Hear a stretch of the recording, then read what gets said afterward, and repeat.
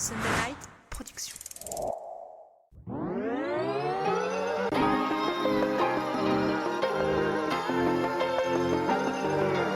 Bienvenue sur le podcast Dans la tête d'un cycliste, l'émission dédiée à tous les passionnés de vélo sous toutes ses formes. Chaque semaine, Arnaud Manzanini part à la rencontre de celles et ceux qui font le cyclisme pour nous inspirer et nous aider à nous améliorer.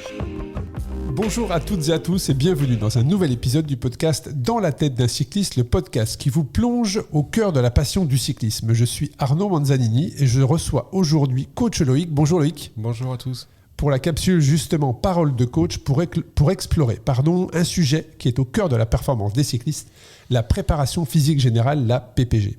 Que vous soyez un cycliste chevronné, un amateur passionné ou simplement curieux de découvrir les secrets de la préparation physique, vous êtes au bon endroit. Dans cet épisode, nous allons plonger dans l'univers de la PPG, comprendre son importance dans le monde du cyclisme et découvrir les clés pour améliorer notre performance sur le vélo. Alors attachez vos casques, ajustez vos pédales et préparez-vous à explorer les mystères de la PPG. Loïc, pour commencer cet épisode, est-ce que tu peux nous faire une brève présentation du sujet ? Alors la PPG, préparation physique et générale. Préparation physique et générale. Préparation physique générale. Qui consiste donc dans notre imaginaire à faire de la musculation, mais pas que. C'est aussi l'entraînement croisé et faire d'autres activités qui vont compléter l'entraînement de la saison qui va venir du cycliste. Et ça, c'est la PPG. Et pourquoi on parle de PPG pendant l'hiver ? Ma question, c'est est-ce que la PPG peut s'intégrer dans la saison d'un cycliste ? Elle doit s'intégrer, mais de façon intelligente. Il faut savoir que malheureusement, souvent, on commence trop tard à la PPG et les effets bénéfiques ne restent que 2 mois si vous ne faites pas de rappel. Donc, si tu commences assez tôt, tu peux avoir des vrais gains, notamment au niveau musculaire, mais aussi au niveau musculo-squelettique, enfin sur les tendons et les tissus musculaires. Des gains importants qui vont, parce que tu vas faire ça sur une durée plus longue, qui vont pouvoir se perdurer seulement si tu fais des rappels de temps en temps. Si tu fais 1 mois et demi de muscu, je fais simple, 1 mois et demi de muscu et que t'en fais rien après, en fait ça n'aura rien servi à rien, à part perdre, sur le moment... Avoir de belles courbatures. Ouais, d'avoir des courbatures, mais si tu veux, les adaptations qui auront eu lieu ne vont pas perdurer, et du coup ça va revenir à zéro au bout de 2 mois. Alors c'est vrai que la PPG, j'avais pris quelques notes avant d'enregistrer cet épisode, qu'est-ce que ça permet ? Ça permet d'avoir un meilleur renforcement musculaire, de prévenir des blessures, d'améliorer sa souplesse et sa mobilité, d'avoir une saison hivernale. On l'a expliqué dans un autre épisode, mais que c'était en hiver en tout cas que la fameuse expression c'est l'hiver que ça se gagne, mais en tout cas ça permet justement de positionner le degré, le niveau de l'athlète pour qu'il n'entretienne que ça ne soit que de l'entretien pour le reste de la saison. Ça améliore la performance globale, ça diversifie l'entraînement. C'est vrai qu'aussi, on parle de l'hiver là dans cet épisode, mais pas que, tu l'as dit, mais c'est vrai que ça permet aussi aux cyclistes de faire autre chose que de faire des bornes. Est-ce qu'il y a des erreurs ? J'allais dire, est-ce qu'on peut trop en faire avec de la PPG ? Est-ce à l'opposé de ne pas faire de PPG d'hiver, est-ce qu'il y a un risque à en faire trop ? Alors, l'hiver, si on en fait trop, c'est qu'il y a un problème dans son organisation. Par contre, oui, alors c'est ce que je dis souvent parce qu'on me pose la question. Quand on a un emploi du temps serré, tu vois, qu'on a un objectif important, par exemple, on prend quelqu'un qui veut préparer l'étape du Tour, quelque chose de très simple, et qui a que 4 à 5 heures d'entraînement par semaine à disposition. S'il prend dans ces 4 à 5 heures 1 heure de PPG, bah oui, là je vais lui dire c'est une bêtise. Parce que déjà, tu vas faire une épreuve qui va durer 7 heures et tu vas sacrifier 1 heure de ton temps pour faire de la PPG. Donc là, tu vois, c'est dans un contexte comme ça, oui, c'est une bêtise. Par contre, quelqu'un qui a le temps et qui a le temps de le placer, il n'en fera jamais trop. Mais attention, PPG, ça ne veut pas dire...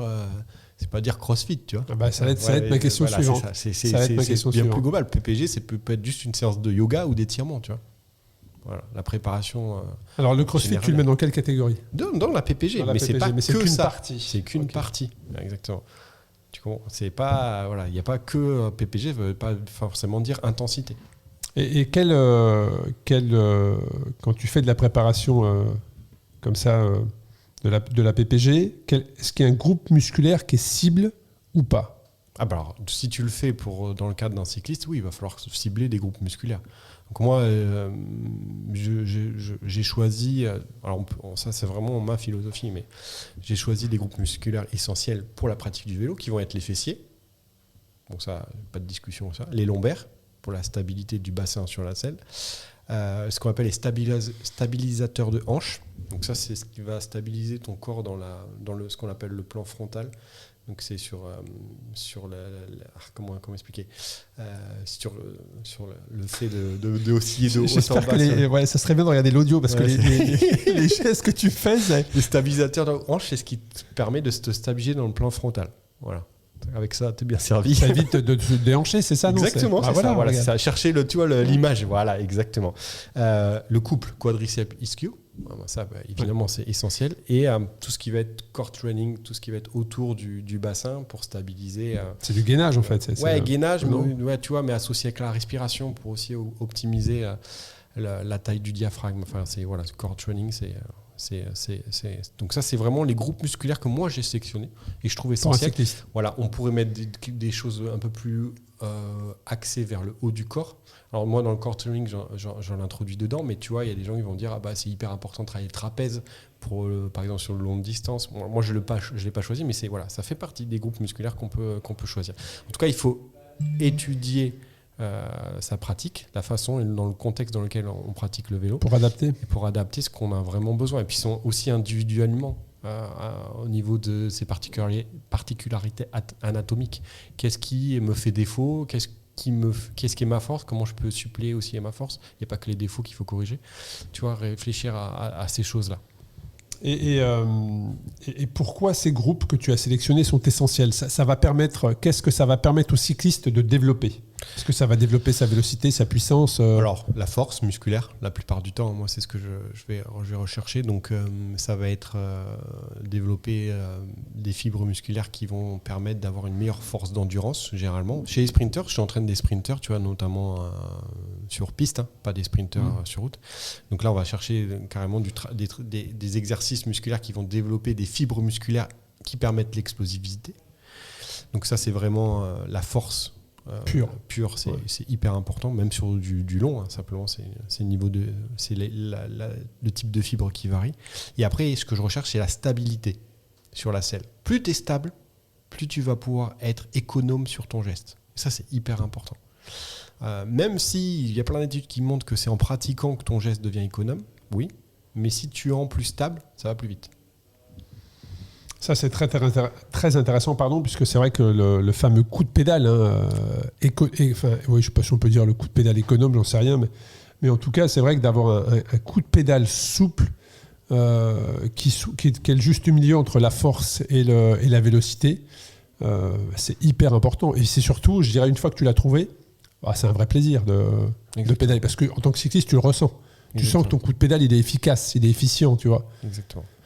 Et l'avantage du PPG, c'est que c'est pas que du renfort, donc tu vas aussi avoir aussi tout ce qui a aspect souplesse articulaire, donc étirement, qui va avoir aussi un rôle important dans la prévention de blessures du cycliste, et notamment chez les cyclistes qui font des épreuves très très longues, tu vois. Où là, c'est hyper important. Tu vois, un truc tout bête. Tu connais les paresthésies au niveau des mains sur le long. J'ai souffert. Voilà, mais tout ça, c'est une compression des nerfs, souvent au niveau du canal carpien. Ouais. Et gagner en amplitude articulaire à ce niveau-là permet, par exemple, tu vois, c'est un truc tout bête, mais permet d'améliorer et de prévenir ce risque de blessure. Il y a plein d'autres choses, mais voilà.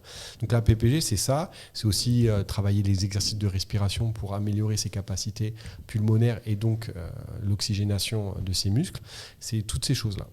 En tout cas, c'est vrai que pourquoi ces groupes sont-ils essentiels, tu l'as dit, ça permet d'optimiser la puissance et le rendement, la stabilité et l'équilibre, la souplesse et la mobilité, la prévention des blessures, c'est aussi mieux contrôler sa puissance, que ce soit dans les sprints mais aussi dans les ascensions, l'endurance et la récupération qui vont parfois aussi de pair. Donc c'est vrai qu'en conclusion, cibler les groupes musculaires clés est essentiel pour les cyclistes car cela améliore leur puissance, leur endurance, leur stabilité, leur prévention de blessures, et qu'une approche équilibrée de la musculation via la PPG, en mettant l'accent sur le muscle des jambes, du corps, du gainage, du haut du corps, est essentielle pour une performance cycliste optimale, et donc une saison meilleure que la précédente, parce qu'une fois que tu commences à faire de la PPG, et qu'avant tu n'en faisais pas, tu vois très clairement la différence. Oui, ça c'est clair. Tu le ressens, mais dès les premiers coups de pédale, j'allais dire quand tu ressors en extérieur, si tu as passé ton hiver, soit sur ton home trainer en intérieur ou en salle, c'est vrai que dès que tu ressors, tu sens tout de suite le gain. Mais pour ça, est-ce que tu as des exercices ou des routines à nous suggérer ? Alors, j'en ai sélectionné plusieurs. Donc, l'objectif, c'est aussi de vous donner des petits tips que vous pouvez pratiquer chez vous. Donc, pour les fessiers, prenez un stylo, vous pouvez noter. Pour les fessiers, j'ai pris 3 exercices. Le premier, c'est le pont fessier. Vous tapez pont fessier sur YouTube, vous aurez plein d'exercices dont l'objectif, ça va être de vraiment mobiliser d'abord le bassin en antéversion et rétroversion. Donc, ça travaille de mobilisation du bassin et en même temps de stabilisation de toute la chaîne postérieure, notamment des fessiers. Le step up, donc le step up qui consiste à monter une marche avec un geste explosif qui va permettre, pareil, de mieux travailler, de développer les fibres rapides des muscles fessiers, qui va donc être utile sur tout ce qui va être démarrage et sprint. Et le deadlift, qui est un geste polyarticulaire qui va permettre, lui, de travailler toute la chaîne postérieure, et notamment les fessiers, mais toute la chaîne postérieure. Et pourquoi je dis polyarticulaire ? Parce que c'est un geste qui va mobiliser plusieurs articulations. Et ça, c'est essentiel dans la pratique du renforcement musculaire, de faire ce type d'exercice. Donc là, on est PPG musculation. Pour les lombaires, je peux sélectionner j'ai sélectionné deux exercices. Le premier, c'est le bird dog, que tu as déjà dû faire, parce que je te l'ai déjà mis, qui consiste à travailler à 4 pattes et à mobiliser les muscles profonds du dos et des lombaires.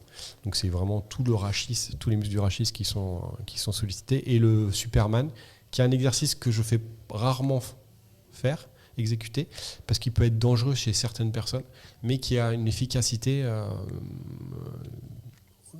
pas forcément musculaire, mais dans la mobilité, tu vois, parce qu'on est souvent en syphose, donc on est souvent courbé vers l'avant et en vélo, et le fait d'aller vers l'inverse, ça permet à l'inverse de mobiliser les articulations différentes, de façon différente, et notamment au niveau des muscles qui sont rétractés, qui là vont pouvoir s'allonger. Donc c'est un bon complément. Et ça, c'est quelque chose que tu peux faire toute l'année. Tu vois, c'est pas forcément.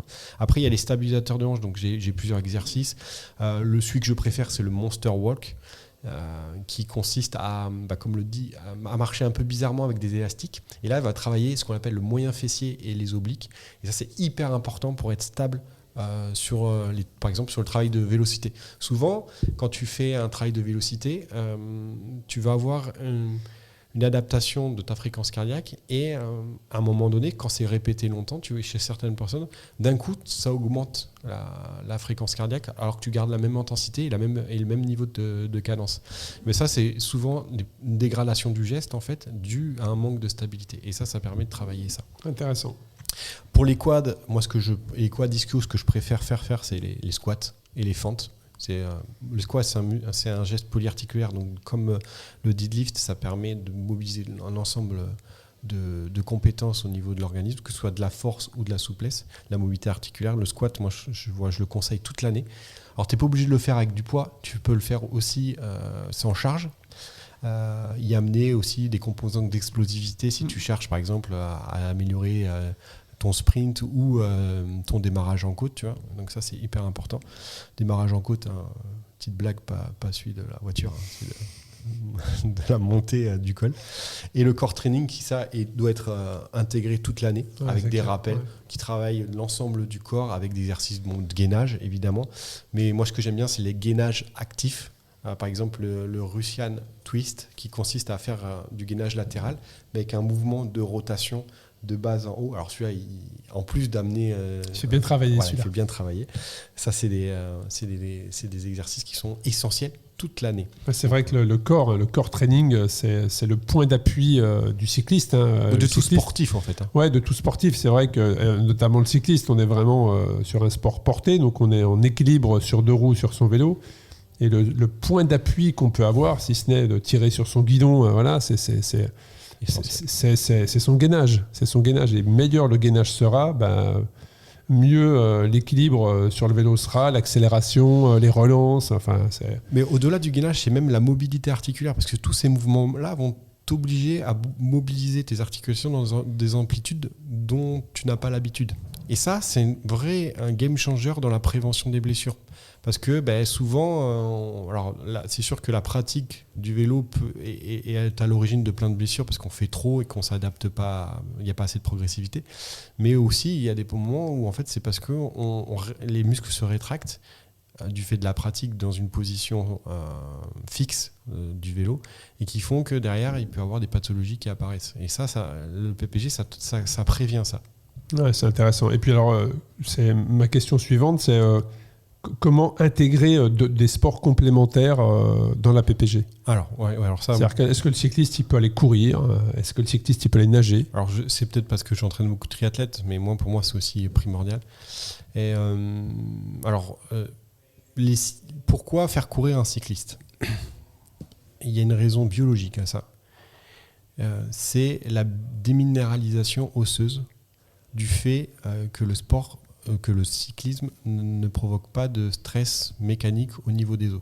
En gros, la densité osseuse chez les cyclistes est bien moindre que la population générale. Alors, je ne parle même pas de sportifs. Pourquoi ? Parce qu'en fait, notre sport, il n'est pas porté.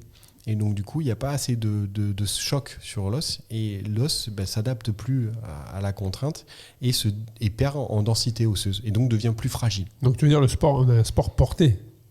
Oui, tu as un sport porté. Porté. Alors que la course à pied est un sport. Exactement. Non porté. Donc il y a du choc. Non, c'est l'inverse. Le vélo est un sport non porté. Et oui, c'est ça. Oui. Ouais. Il y a des chocs, excuse-moi, je suis fatigué. Il y a des chocs et donc là, le corps s'adapte et l'os devient plus résistant. C'est logique. Tu vois. Donc en fait, le vélo, c'est bien au niveau cardio-respiratoire, au niveau prévention et bonne santé, mais par contre au niveau osseux c'est pas le top. Et plus on vieillit, plus le phénomène est exagéré. Donc moi ce que je conseille, c'est toujours de pratiquer la course à pied, surtout quand on peut et qu'on n'a pas de contre-indication l'hiver, et de le faire de temps en temps, ça fait pas de mal.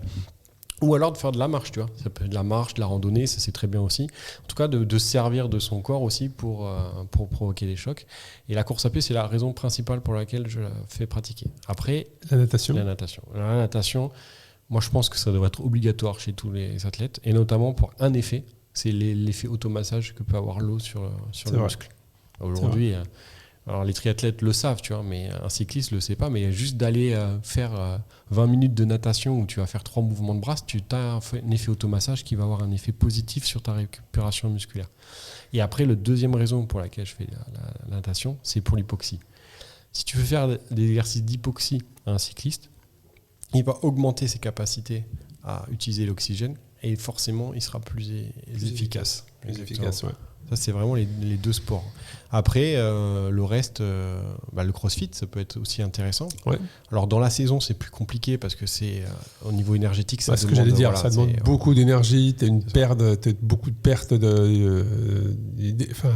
Tu transpires énormément, donc après, il faut compenser. Enfin, c'est très intense, le crossfit. Exactement. Mais pour quelqu'un qui n'a pas le temps et qui n'a qu'une demi-heure. Mais c'est efficace. Exactement. Ah ouais, parce qu'en termes cardiovasculaires, tu te fais un bon Tabata. Avec un kettlebell ou même sans poids, et parce que tu n'as que 10 minutes dans la journée, tu vas mettre en place des processus hormétiques qui vont te permettre d'être... Et en plus, ça va être utile pour le vélo. C'est hyper efficace. Et tu n'as pas besoin d'en faire 1 heure, en fait. Tu vois. Tu peux. Ça m'est arrivé de doubler des séances, mais par contre, quand vraiment tu veux progresser... Et travailler ta PPG, moi je sais que j'avais fait 1 an et demi ou 2 ans de CrossFit, j'avais gagné en puissance, je crois que l'hiver j'avais mesuré, j'avais gagné 80 watts je crois l'hiver. Sur ma puissance. Sur le sprint. Ouais, sur ma puissance. Sur le sprint, ouais. pas sur... oui. Non, sur ma puissance, ouais. Oui, tout à fait. Ouais. Et j'avais vraiment... Puis en plus, t'es fit. Oui. Tu fais attention à ce que tu manges, parce que c'est presque un lifestyle, je dirais. Ouais, tu fais attention à ce que tu manges, tu bois correctement, tu es fatigué, donc tu dors bien. C'est vraiment un cercle. Moi, pour les gens qui peuvent, j'encourage... en tout cas, à les tester. Et on parle justement de dépenses énergétiques. Ça m'amène à nouveau sur l'alimentation parce qu'on parle d'introduire la course à pied, d'introduire la natation, de faire des exercices musculaires. Donc ça veut dire que le corps doit réparer aussi les muscles, donc des besoins de calories. Donc quels conseils tu peux donner sur la nutrition ? Est-ce qu'il y a une nutrition qui est adaptée à la PPG ? Oui. Alors évidemment, forcément, vous allez avoir une nécessité d'apport de protéines plus importante du fait de la pratique de renforcement musculaire. Bon, la PPG, c'est pas que le renforcement musculaire, ça peut être le yoga aussi. Tu vois, j'ai beaucoup de personnes qui font du yoga aujourd'hui. C'est très complémentaire pour plein de raisons, et notamment pour l'aspect récupération. Donc au niveau alimentaire, oui, il va falloir avoir un apport protéique plus important. Généralement, on conseille, alors ça reste des conseils, il faut toujours l'individualiser, entre 1,8 et 2 kg par poids de corps. Voilà. Donc ça vous donne un ordre d'idée de protéines qu'il faut ingérer par jour. De grammes, alors attends, je précise. Oui, de grammes. Voilà, parce que 2 kilos. Je suis un peu bugué, mais de grammes. C'est 1,8 grammes par kilo de poids de corps. C'est ça. Jusqu'à 2 grammes de kilo. Parce qu'autrement, tu manges un bœuf. Voilà. Et donc, oui, là, alors, ça, c'est l'aspect compensation du stress musculaire que tu provoques si tu fais beaucoup de renfo ou de crossfit. C'est la même chose. Alors, plus c'est intense, même plus tu rajoutes de glucides mélangés aux protéines pour améliorer la récupération musculaire. Et de suite après la séance. Ça, c'est un conseil. Quand vous faites ça, vous ingérez ces protéines tout de suite après la séance. Alors après, il y a différentes façons de le faire. Soit avec des produits naturels, mais vous n'amènerez jamais autant que nécessaire que par des produits transformés. Alors, dans les produits transformés, vous avez 2 types. Les protéines qui sont issues du lait, notamment la whey, qui scientifiquement montrent plus d'effets, mais aussi provoquent d'autres conséquences au niveau intestinal. Notre sujet sur les poudres, voilà. Et le deuxième, c'est un vrai débat. Et le deuxième, c'est les protéines végétales. Et notamment, la plus efficace, c'est la protéine de chanvre. Donc après, ceux qui veulent tester, c'est les deux qui ont le plus d'efficacité, c'est ça, sachant que scientifiquement, la protéine de lait est la plus efficace, mais aussi qui crée le plus d'intolérance. Ouais, c'est ce que j'allais dire. Après, tu parles des allergies, des intolérances. Moi, perso, j'utilise aucun produit de ces produits-là, sauf vraiment dans des cycles d'entraînement très importants, où là, je vais prendre des protéines végétales. Mais autrement, c'est mon alimentation qui apporte les protéines. Et les protéines, vous ne les trouvez pas que dans les produits animaux. Oui, clairement. Aussi, surtout dans les végétaux et dans les légumineuses. Exactement. Est-ce que tu sais qu'il faudrait manger, sur les recommandations de santé et les besoins énergétiques, au moins 5 fois par semaine des légumineuses ? Non, je ne savais pas. Qui fait ça ici ? Pas grand monde. Et pourquoi ? Parce que ça apporte évidemment des micronutriments, mais aussi des protéines. Et quand on fait du sport, c'est plus qu'indispensable. Oui, clairement. Est-ce qu'il y a des erreurs à éviter ? Est-ce qu'il y a des erreurs courantes que tu peux voir pour être sportif à éviter concernant l'alimentation justement et la nutrition sur l'alimentation. Alors déjà sur la PPG, c'est de s'y mettre en janvier alors que la saison commence en février. Donc ça c'est pas une super idée. Il faut commencer le plus tôt possible. Vous pouvez faire une petite coupure fin de saison d'une semaine et au lieu de reprendre le vélo, vous faites juste de la natation. Vous allez faire quelques séances d'étirement, du renfo. Vous pouvez commencer très léger. Et donc l'erreur serait de faire trop tard. L'erreur aussi, c'est de faire trop d'un coup. Le mec qui va à la salle de sport, fameuse progressivité. Allez, vas-y, je vais commencer à 100 kg le développé couché. Bon, voilà, après, de toute façon, ou alors là, les squats, ou la machine à j'en fais 15. ou la presse. Je fais tout de suite, j'en ai jamais fait. Et qui marche pas pendant 3 semaines. Qui marche il va découvrir des nouveaux muscles de son corps. Je peux plus marcher. Voilà, non, mais je parlais des erreurs sur l'alimentation et je te donne un exemple concret. C'est est-ce qu'il est recommandé, par exemple, Je fais un petit déj le matin, normal. J'ai ma séance de PPG ou de CrossFit entre midi et 2 et je reprends le taf tout de suite derrière, j'ai pas le temps et je me fais un shake de protéines végétales ou à la whey, base de lait. Et je me dis que ça me suffit en fait, puis comme ça je vais m'affûter. Alors j'allais y venir, donc l'erreur aussi c'est au niveau alimentaire de ne pas compenser la perte calorique. Même si j'aime pas trop parler de calories, à un moment donné il faut être logique, c'est que quand vous faites du sport et notamment une sollicitation musculaire importante, il est nécessaire d'apporter les calories que vous avez dépensées. Même si c'est pas forcément un équilibre parfait, parce que ça dépend de l'aliment que tu manges. Oui, bien sûr. Parce que tu peux manger des acides gras essentiels de bonne qualité. Oui, là on parle de calories sans rentrer dans le détail. Ils vont ramener plus de calories que ce que tu avais pensé, il n'y aura pas d'effet sur ta prise de poids. Tu vois. Mais en tout cas, c'est important de compenser et de manger. Voilà, manger tout simplement. Quand on fait une activité et on va compenser la perte calorique si on ne l'a pas fait pendant la séance. Parce qu'on peut le faire pendant la séance aussi. Également. Oui, tout dépend quelle séance tu fais, effectivement, mais ça peut se pratiquer. Mais je trouve que un des avantages également de la PPG, c'est de rester motivé pendant une période qui parfois pourrait t'amener à un peu plus de laxisme. Là, le fait d'avoir justement des séances, de garder cet objectif de progresser sur un sujet très précis, ou un axe de progression très précis, ça te permet on parle de l'hiver, mais même si on recommande de ne pas faire de la PPG que l'hiver, mais en tout cas, ça te permet de garder cette motivation. Mais ça t'amène une routine. Une routine, c'est important justement pour la motivation.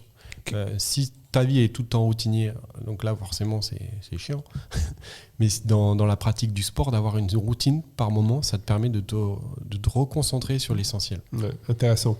Et si on arrive à la conclusion de l'épisode, Loïc, sur la PPG, quel message tu pourrais faire passer sur un rappel de points clés par exemple, ou peut-être encourager certaines personnes qui ont des doutes ou qui n'ont jamais pratiqué à insérer dans leur routine hivernale ou annuelle de la préparation physique générale de la PPG?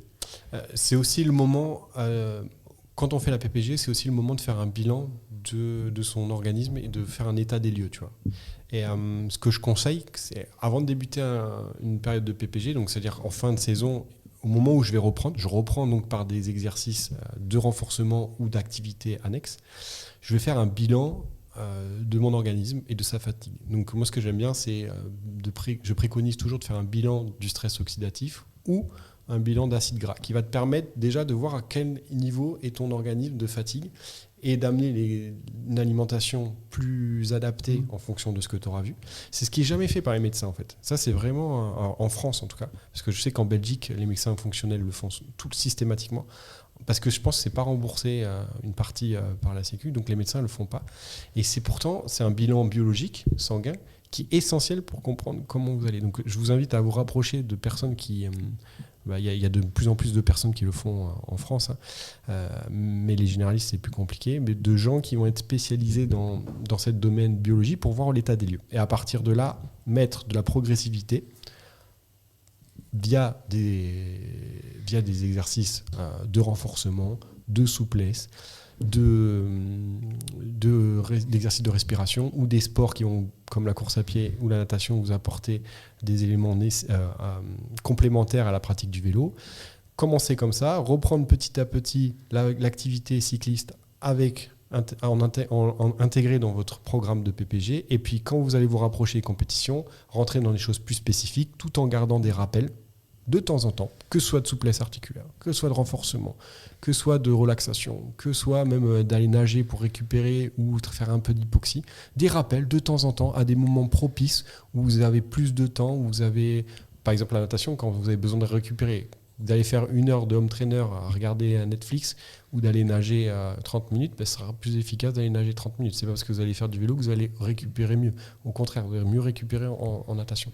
D'être intelligent, de poser ça dans la saison et l'hiver d'après, de refaire un plan PPG pour progresser, soit en charge, soit en faisant le bilan de ce qui a marché, pas marché et de reprendre.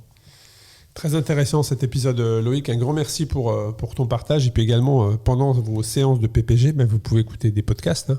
Oui. Voilà, on a un portefeuille dans la tête d'un cycliste assez important, mais aussi Ultra Talk avec des histoires juste ultra ordinaires. Donc un grand merci à vous. Et puis merci Loïc pour tous tes conseils. Et puis à très bientôt pour un nouvel épisode du podcast Dans la tête d'un cycliste. Merci.